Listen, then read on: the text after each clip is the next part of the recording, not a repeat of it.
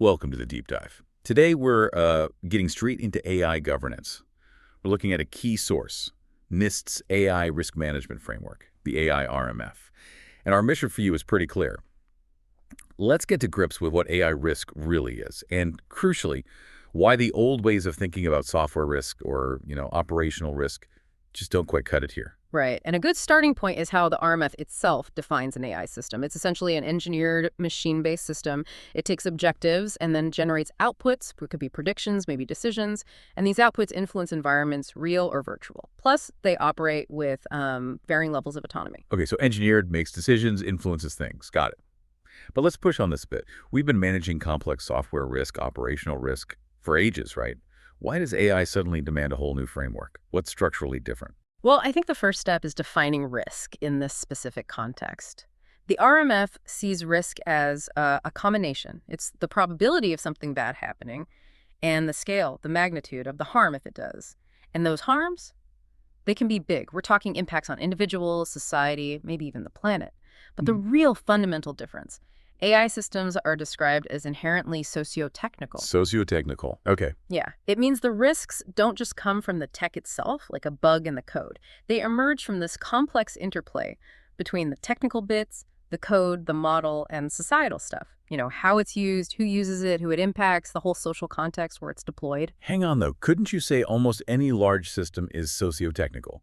Like a big banking system or the power grid. Yeah. What makes AI stand out here? Why is this the critical point?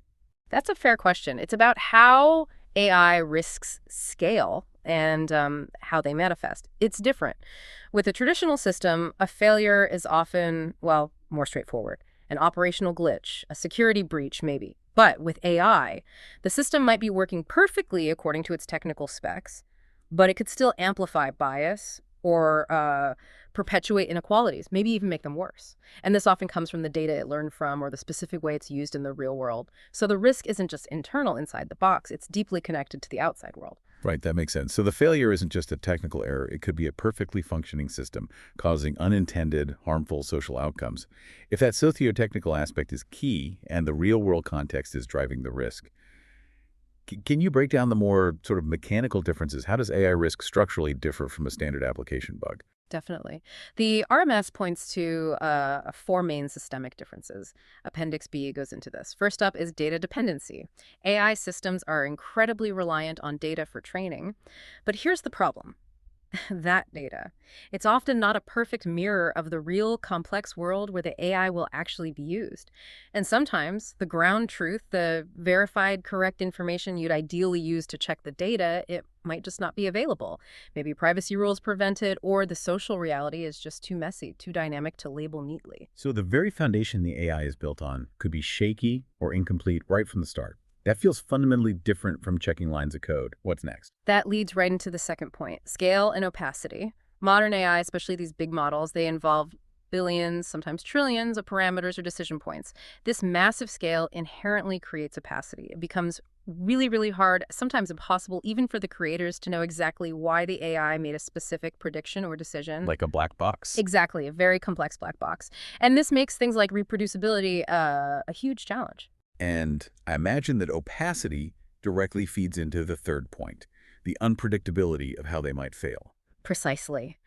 It's tough to anticipate all the ways an AI might go wrong, especially with what are called emergent properties. These often pop up in large-scale pre-trained models. They're basically surprising, unintended behaviors or capabilities that nobody explicitly designed. They just emerge from the sheer scale and complexity.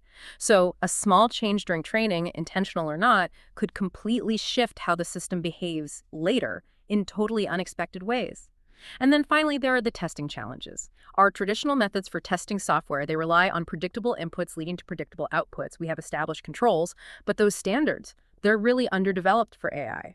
AI systems are constantly dealing with inputs and situations they weren't specifically trained on, making traditional testing methods less effective. Okay, wow. So putting it all together, what we're saying is For organizations using AI, they're managing risks that aren't static. They're constantly changing, deeply tied to context, shaped by social factors, not just code errors. That's the heart of it. And if you tie this back to the bigger picture in the RMF, it stresses that risk tolerances, how much risk an organization is willing to accept, can't be one size fits all. They have to be highly contextual, application specific.